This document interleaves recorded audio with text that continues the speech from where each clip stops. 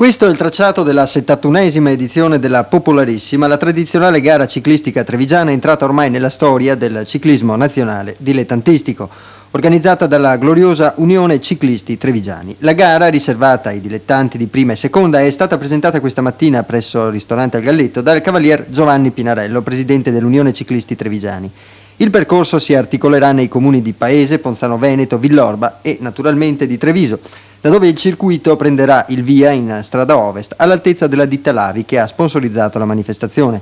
In tutto 7 giri per complessivi 150 km e 700 metri.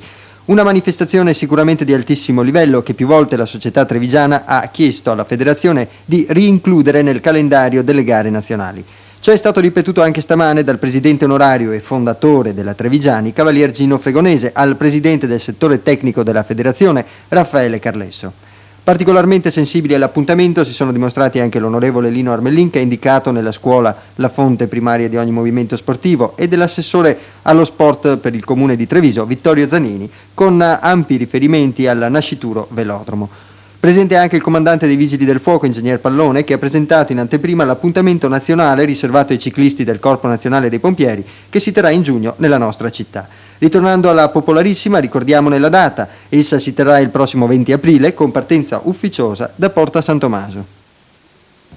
Bene, è tutto per questa sera, vi ringrazio per l'attenzione, vi auguro un buon sabato sera e una buona domenica, ci vediamo lunedì alle